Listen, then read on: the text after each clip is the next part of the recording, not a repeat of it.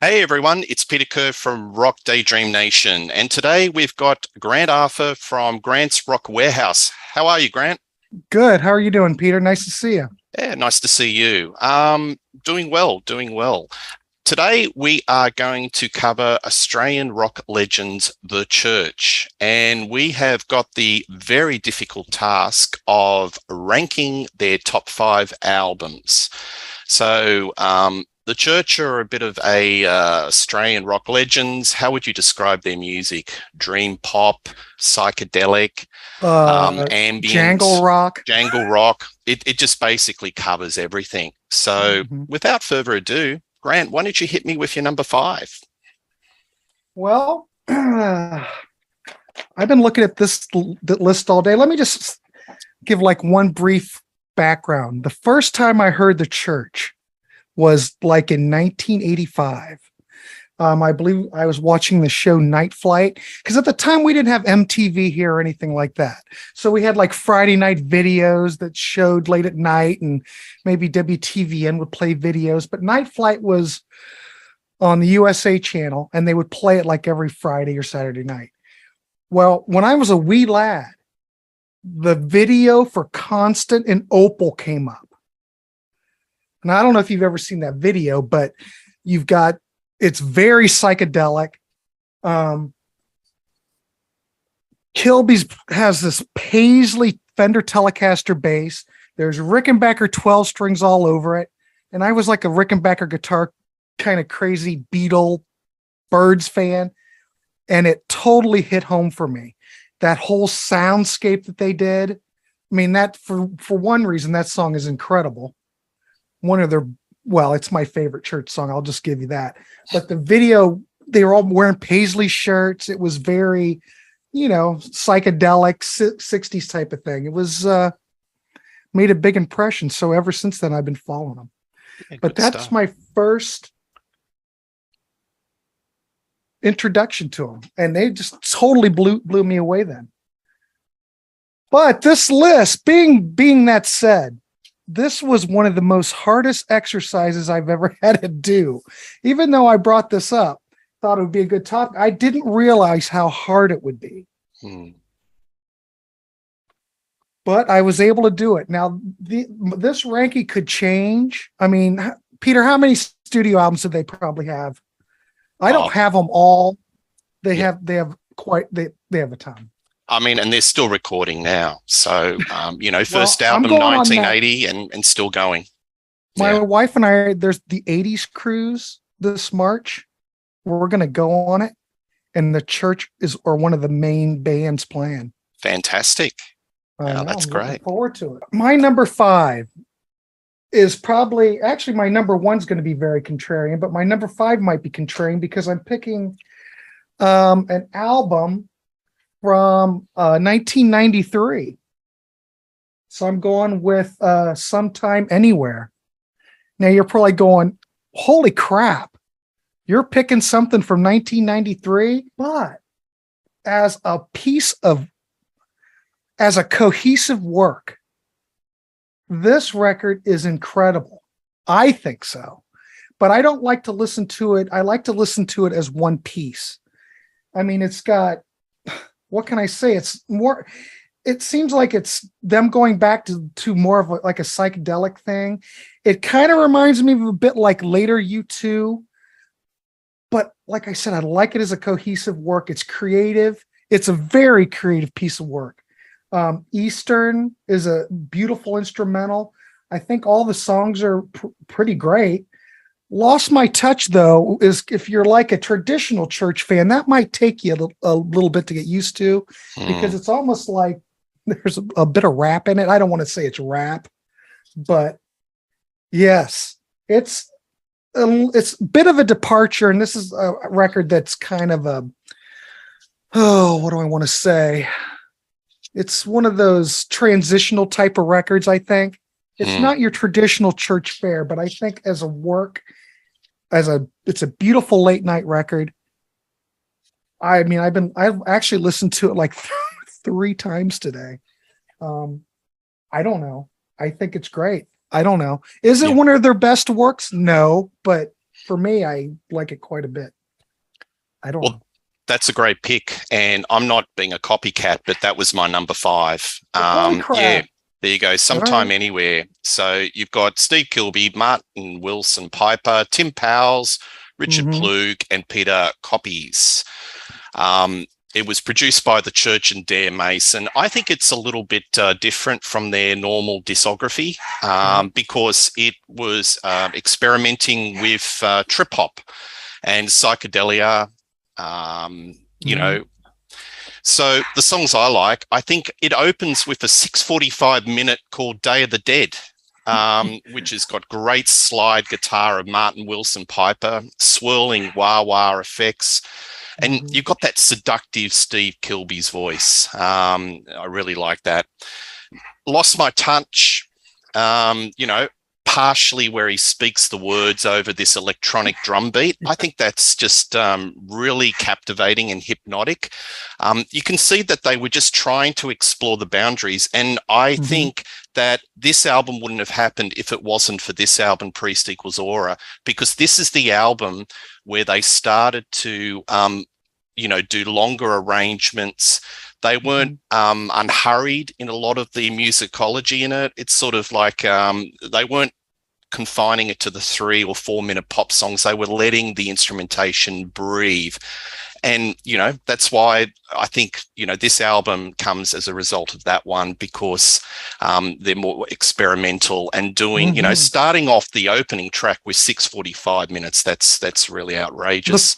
Look, the first 3 tracks are 6 minutes and a half, and then fourth track is 7 minutes, and then you go back to 6 minutes. It's just like what could I describe it as? It's just kind of like a musical landscape. Absolutely. And I think it is a beautiful record. It's one of their best. Love Blind, Eastern mysticism type of arrangements.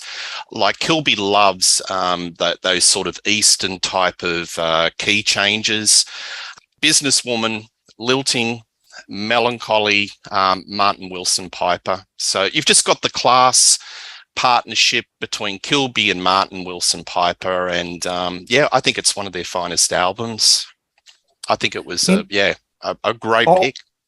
And looking at the ratings, All Music gave it 4 stars, Q gave it 3, Rolling Stone gave it a 4-star review. Yeah, I mean it's kind of, I don't know, you can pick this record up fairly cheap around here. If you find it. Like I bought this for $3. Absolutely, a while back. And it didn't make any impact in the States, I would imagine. It was no. Highly recommend it. Yeah. It's a bit of a departure, but it's absolutely. It's brilliant. And look, that's our number cover. 5. And the kudos to the album cover. It's got that sort of psychedelia, you know, Sgt. Pepper's, even a little bit of, my wife said it, Tears for Fears, you know, Sowing the Seeds of Love album cover, where that sort of psychedelia album cover. Right. And the back cover equally is great. It didn't do well here in the States, you know, by that time. No, good choice. Great choice. Yeah. So, well, my number 4, you think that this might be higher, but I'm going to go with this record. I know, of Skins and Hearts. Well, look at Peter's face. He just can't believe it. I can't believe it because I'm following you. Oh, okay. Well, okay. We'll just keep going. Check this out together. Yep. And like I said, I've been toying with this. I like all of these records, so for me to rank these, it's very difficult, and the ranking could change. But it's very, I don't know. When I hear this, I guess this is what we would call post-punk. Martin Popoff did a post today. I posted like the B-52s record, like it's the 40th anniversary of it or 50th or whatever. And he said, we should keep, what was his quote? We should use post-punk. Post-punk should be used only for UK. New Wave America. And New Wave America. Yeah. Because it was under a post-punk group for them. So I guess Australia, we'll call it post-punk. I think, But yeah, we call it just sort of new wave, I think. well, it Yeah. sounds like new wave to me, Mm. but it's different than a lot of new wave acts. For these guys coming right out, I mean, they combine. I hear a lot of different influences here. I mean, holy crap. Let's see. Where's my notes? I got so many notes, Peter. You think I was writing a book. This record is very new wave. It's less jangly than like their later material. And believe me, what got me was the jangle rock music, the Rickenbacker 12 strings, the chime, the 60s influences. This is a little bit, like I said, it's more new wave. You've got some drum machines in here. You've got distorted guitar. It's not all jangle pop. In fact, is this where you live? I would say would be jangle pop. Too Fast for You, I would think would be like more of a power pop song. They kind of use all kinds of stuff. You hear a little bit of like REM here. You hear a little bit of U2 in here. You hear the Birds. I don't hear too much 60s psychedelia like you will hear. I mean, like I said, this is pretty much straight new wave record. You know, they're not really trying to go way out there yet, but the tracks on here, you know, The Unguarded Moment, of course, that's a classic. Big hit over Great here. song. Big hit. Big hit. Yeah. I mean, it got some play over here, you know, probably on MTV or whatever. But and Steve Kilbey hates it. He hates it. He does? He hates it. There's a whole topic out in this, Grant, of artists that hate their best or most popular song, but he just loathes that song for some reason. I don't know. It's a great song. Absolutely. But, you know, like I think this album kind of encompasses a lot of different type of influences. Yep. You know, they could have done a whole album like The Unguarded Moment, but they didn't. They've mixed it up. But all the songs, they hit it right out of the park right at the beginning. I mean, I could easily give this a 5-star rating. It's just a phenomenal record. I don't know. What are your thoughts on it? Well, I think it's a classic album. It's a lot more direct and spiky. So the producer of this was Bob Clear Mountain and Chris Gilbey. So Clear Mountain did work with Springsteen and the Rolling Stones. I think it's got very dry production. Very much of its time, coming out in 1980. And you've got you've almost got the classic lineup of Kilby, Copies, Wilson Piper, and you've got Nick Ward on drums. Unguarded Moment is the piece to Resistance. That's 4 minutes, 12 seconds of just sheer jangling bliss. It was their biggest hit. And as I said earlier, Kilby hates it. Go figure. I don't get it. I think there's a lot of glam. There's a lot of Bowie and T-Rex, and even the way that Kilby is singing, it's got that very English tonality to his voice. And I think seeing him a lot live, he does sort of zone into the Bowie in regards to how he sort of conveys the lyrics and the phrasing. Chrome Injury, I think that's a great song. I love the glam rock with the hand claps and the bass driving the song. Kilby's a great bass player too. He really drives the songs along. Dope opened the door to strangers. You know, that's very much I was thinking that song reminds me of Ziggy Stardust and the Spiders of Mars. That could easily slot into that Mick Ronson, that era. And Memories and Future Tense, the spiky guitars, the driving beat. So comparative to what was going to come later with the Church, where it was going to be more exploring this more dreamy and psychedelia, this is completely different. This is more direct. It's more contained within a 3-4 minute sort of rock pop song, but it's definitely that new wave. The guitars are spiky. It's got a harder edge, and I think it's a mighty fine debut. And the Church of Skins and Heart. So what's happening, man? We're just following each other. So I must have read your notes. Well, we're going to deviate eventually, probably. I know. But I'm just looking. do you just have the vinyl? I'm just curious. What do you have? I've got the vinyl. I also got the CD that came out in Australia in about 10, 12 years, which had a special CD second disc of bonus tracks. I haven't got that, but that was a good one. Worth seeing if that's still around. But I was just looking at the track listing because the track listing on this Arista CD is different. It's got 12 tracks and says the original Australian release had 9. All right. Well, it's got For a Moment We're Strangers, Chrome Injury, The Unguarded Moment, Memories and Future Tense, Bel Air. That's side 1. Side 2, Is This Where You Live, She Never Said, Fighter Pilot, Korean War, Don't Open the Door to Strangers is the finale. And this has got, after that, Too Fast for You, Tear It All Away, and Sisters. Interesting. Bonus tracks only available on the compact disc and cassette. That's the Arista CD, so I don't know. Yeah. I find that I didn't realize that. Reading does help when you read something. It does help. But yeah, it's phenomenal. Even the bonus tracks on here, phenomenal. Oh, there's so many bonus tracks and B-sides. They could just put like 6 or 7 CDs, a box set of B-sides, because he's prolific. Gilby, absolutely prolific. Well, they did a lot of EPs in Australia too, didn't they? I know. More about that soon. I know. I know. Okay. My number 3. Let me see. Oh well, we're slowly moving up. No, there's no way you're going to choose this. Well, you might. My number 3 is The Blurred Crusade, which I think is.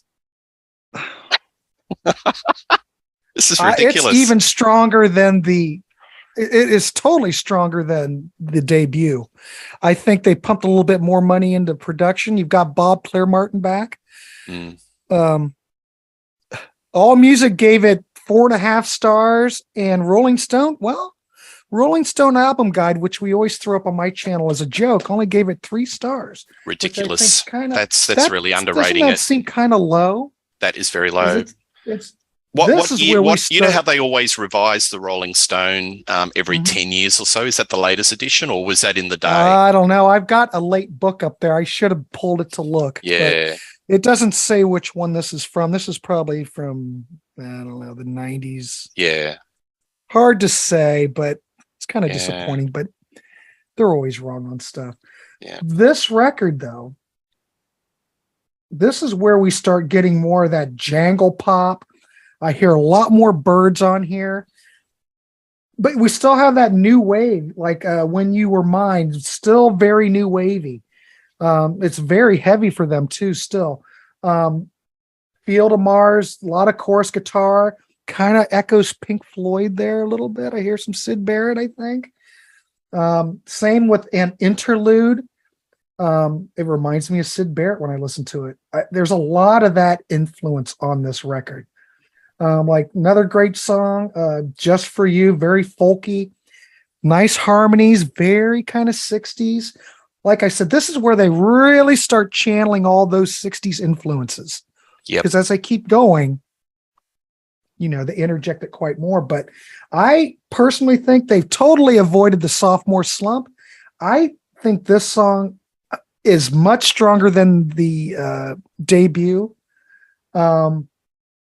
I love this record, and I love that it even sounds better than the one before. What can I say? It's a pop masterpiece as far as I'm concerned. I still hear some REM on here, or maybe REM listened to them. I don't know, because what year are we? 1982? Yeah, 1982. We're pretty early. So it's all around in that same time. The only thing I want to mention is Shadow. No, we're on a different album. Well, my notes it's a mess, Peter. It's a mess. No, I think that pretty much sums it up. I do want to say that the bass intro for You Took is brilliant, very Joy Division. And I think on this record that Kilby, as far as his bass playing goes, he's all over it. No, sublime. Well, this was my number 3 pick, and I'm not Holy crap. I'm No, seriously, these are my notes, and I'm going in order. I believe there you. you go. The Church, Blurred Crusade. Almost With You. What a great album opener. That's top 5 Church songs. Oh It's my God. yeah, jangly guitars, power pop, neo psychedelia. Um, Kilby's vocals have a sense of vulnerability. He's describing about a love that he will soon see in the afterlife. This is when his lyrics are really getting sort of surreal. And, a lot of people sort of pin Kilby, what do your lyrics mean? But a lot of it's like metaphysical, and a lot of it is what you make of it. But his lyrics were definitely getting into the more surreal and dreamy, and Almost With You is a masterpiece song. Interlude, I actually wrote that it was a little bit, I felt like a bit of a Doors feel to it. And the lyrics, they're going to send you away. She said, psychic angels spread to the top of her head. See, he's going into that sort of surreal-ism. He's going into that Jim Morrison territory. Yep. That's just a 7-minute epic, dreamy, transcendent melodies. It's got a great video on YouTube. Check it out. It's recently just been remastered.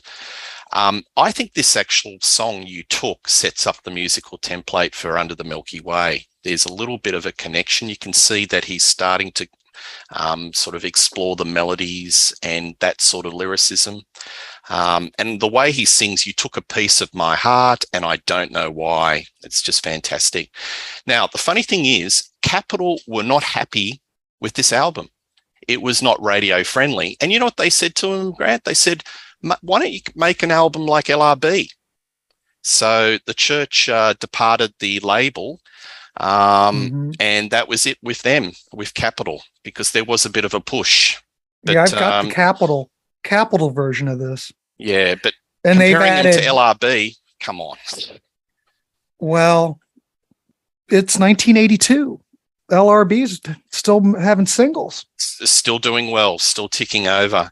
But the American release, they pulled off like 3 tracks and then took some old singles, and they should go.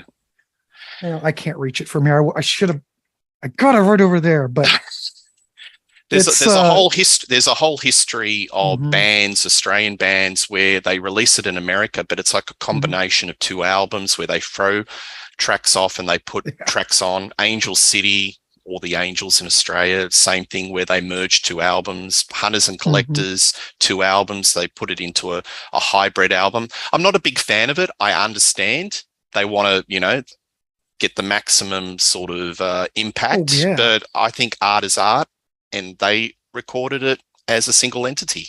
So I'm not sure if I like how they do this chopping and changing. But they've been doing that for years over here. All the Beatle albums, the Rolling Stones albums, the Kinks albums. We've always done that. I don't think we do that anymore. But Yep.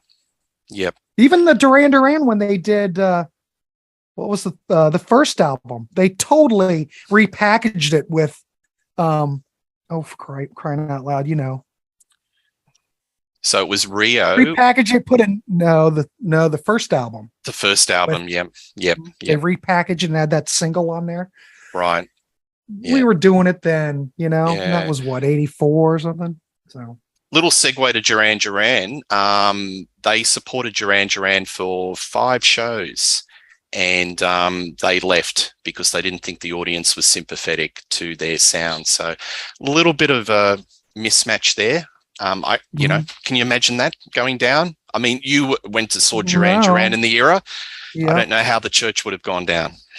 I think, because when I saw Duran Duran, it was 7 in the Rage Tiger tour, and there was a lot of young girls in the audience, and they were all about John Taylor, and it was that era. And I'm not sure how the Church would have went down. If I recall right, I think Duran Duran didn't have an opening act. They just went on and played. I don't know how you could have had an opening act. It was pretty loud, a lot of screaming, but Duran Duran were phenomenal. Great album, though, The Blurred Crusade. But from a career perspective, you could say they were at the crossroads. So off Capitol, off the Duran Duran tour, where do they go from here? So Exactly. What's your number 2? Let's Oh see if boy. I copied these Well, notes. you're never going to get my number 1, but my number 2. I've got the record Uh, ready just in case. I'm just going to, if you get the right one, it's going to be simultaneous. Let's see. well, okay. I hope you're ready. This came out in November of 1985. No, that's right. We're cool. The Heyday album, the 4th album. Absolutely. In fact, the album cover where they're wearing the paisley shirts, that's what they were wearing in the Constant and Opal video. They look like that. And I think this record's absolutely phenomenal. All Music gave it 4.5. Rolling Stone gave it another 3-star, which they don't know what they're talking about. But I think this album it's more of a mature yes. Viewers, What a look at great this album cover. cover. It's one of the great album covers. Look at that. It's brilliant. If that doesn't speak 1960s, and we have a lot of 60s overtones and we dig psychedelia, I don't know what does. Yeah. And it still carries that on. The opening track, it's very jangle pop still, but they still I think this record's a little bit more mature than what they did before. The songwriting's even top notch. I think Columbus probably is the best track on it. I think it's great. It's atmospheric. It's still jangly.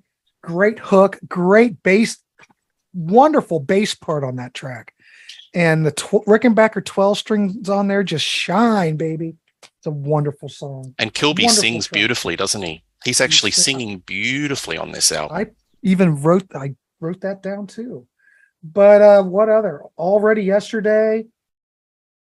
The thing about this record, it sounds very optimistic to me. A lot of the songs are much more uplifting, I think.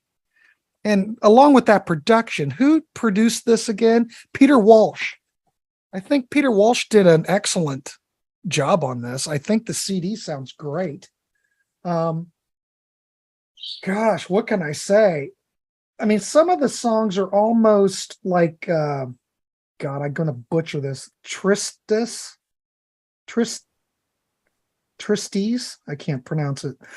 Anyway, it's a Steve Kilby song, but it's almost like dream pop. It's very catchy. It's very airy.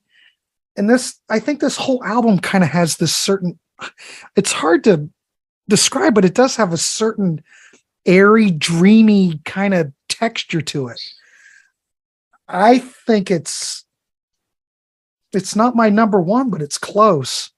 And this record too actually did pretty well here in the States. I mean, it took forever. I bought the original vinyl when it came out, but it took quite a while for it to come out on CD. Whenever they did this Arista reissues, that was the first time it ever came out. Before that, you could only get it like an import. Yeah. And I do believe that was on Warner Brothers too. Yes. Came out. Yeah. But I think it did pretty well here, though. I mean, considering college radio, it was big in college radio because we used to get the American college radio charts over here as part of the Rolling Stone, and I always saw the Church would be top 5. Yeah, I think it's probably got. The songs are really strong on here, even though it's not my number 1. But I have to say, it's probably as a cohesive album, it's probably got the best set of songs since the Blurred Crusade. Probably, maybe I could be going out on an edge, but I think it's one of their best records by far. I think so. Yeah, well done. Thank you. All right. Well, my next one is the Church Starfish. So this is where we're diverting a little bit. So from 1988. So this was the commercial breakthrough in America, went to number 24, attained gold status. And it was basically off the back of this song, Under the Milky Way. Yeah. So this is their my favorite song, Australian song, maybe. Here in the States, they played that to death. It's just beautiful. It's a beautiful song. It's voted one of the Australia's 10 best songs of all time when they did polls. The band didn't like it. There you go. But they never like anything that's popular. They don't. So the band was recording this, and Kilby was playing it, and Clive Davis popped in because they just got recently signed to Arista Records. And he said he praised it in a listening session. And he said, "This is a hit." And they went with it. And he was right. He was right. Clive's always right, isn't he? He is. This is charted in the US. It peaked at number 24 on the charts, which is incredible. You know, good for them. Made me happy they had some success finally. Finally. And it was a bit of a hit over here as well. The song was written by him and his wife, Karen Jansen. And he describes it as lyrically about nothing. He was, as he described it, he was out in the bush with his wife. They went outside, and as he framed it, they were having some jazz cigarettes, looking at the stars, and it just came to him, the lyrics and the melody. It's just basically an abstract canvas type of meditation type of song. It's melancholy, but it's uplifting at the same time, and it's got sound. It sounds like bagpipes, but it's not actually bagpipes. It's actually an effect. Everyone thinks that the middle section in the song where that's not actually bagpipes. But look, it's one of my favorite church songs. Keyboard, maybe. I wonder what it is. Destination. I think that's a great opener. Sets up the surreal, dreamy nature of the album. And the reverb and delay of the guitar is just magnificent. The guitar work, we're not talking much about Wilson Piper or copies, but their guitar work is just sublime across this. And they listen to a lot of Birds. Television. I'm thinking television, the interplay between the guitars. I think they're really playing up off that. Reptile. That's probably a live favorite. A lot of the tracks are still played to this day in the live set, but Reptile is just a killer riff. It's one of their best. That's another one of those. That was another one of those tracks that got a lot of airplay over here. Yep. I haven't heard it. I haven't played this record in a while, but Reptile was great. Yeah, it's the delay guitar sounds, hypnotic bass sounds. I said it sounds like The Cure.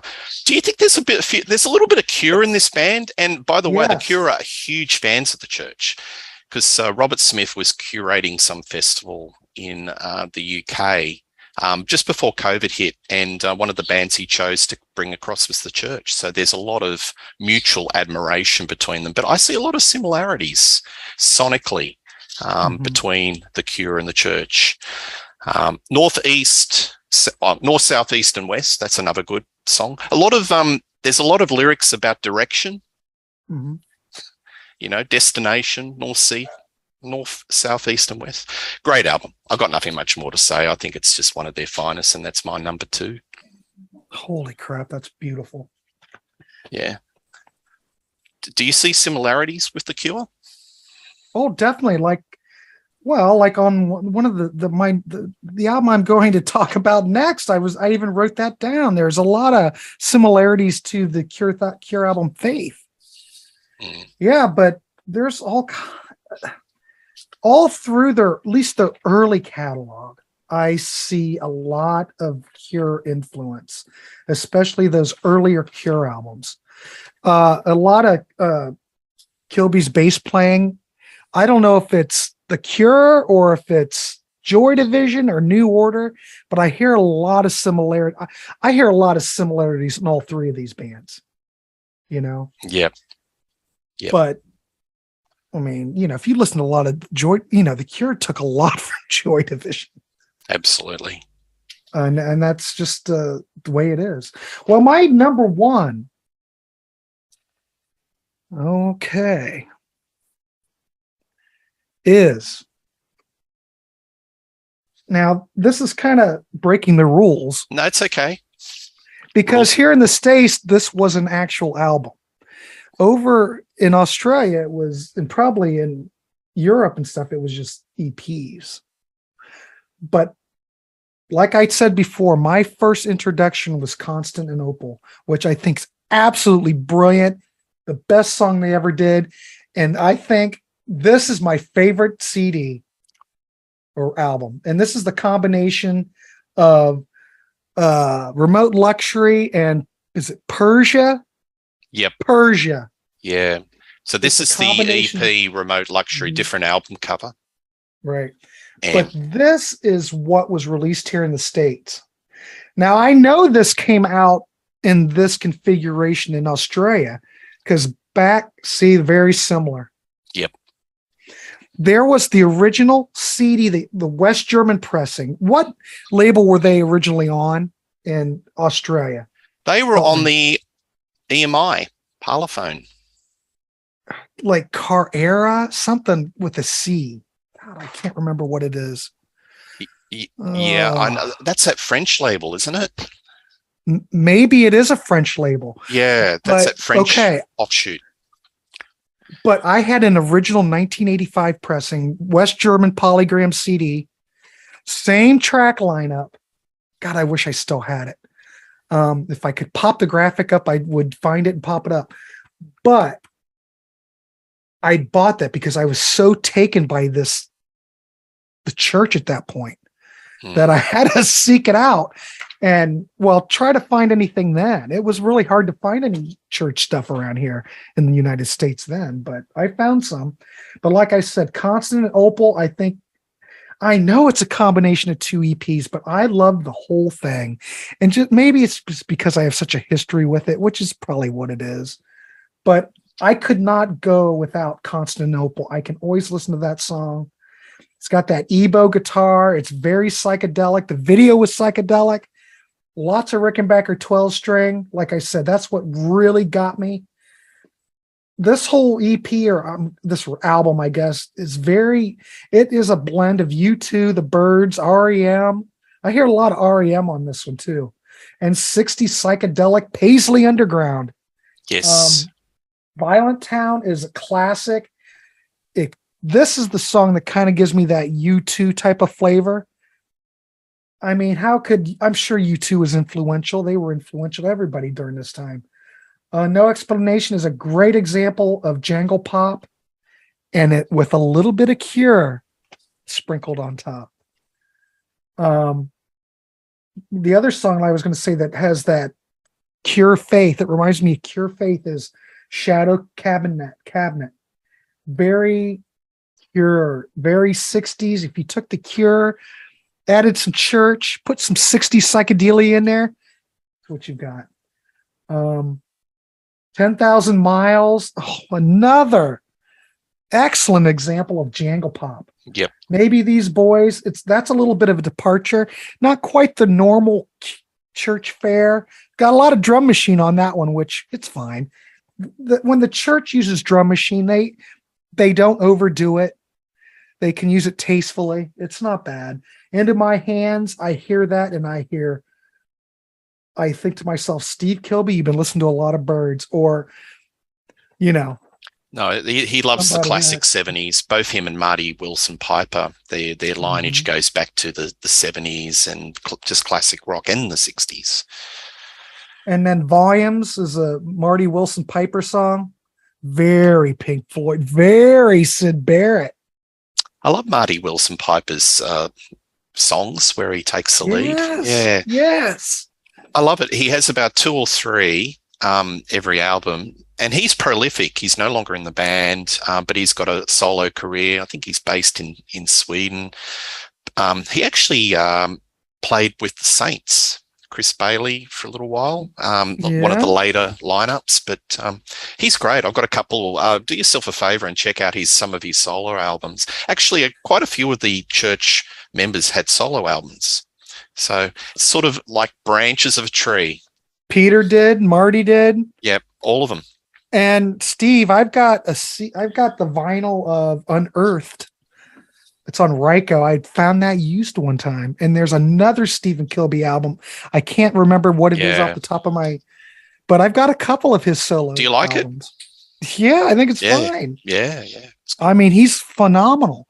And I'm looking at the lineup here, and Tim Poles is still in it. Steve Kilbey. So it's basically going to be the Steve Kilbey show, because for some reason I thought Marty Wilson Piper was still in the band. When did he it would have been 7 Oh, years ago. all right. But Tells you how I've been paying attention. yeah, but That's too bad. no, I wish he was going to be there. that's a great pick because I think you've got the sweet spot with that classic lineup, and It's a contrarian pick. it's not contrarian. It's totally valid because Okay. it was a legitimate album. So you basically got this plus this equals your choice. That's you great. get this. There you go, kids. Check it out. Well, I'm interested to hear what your number one is.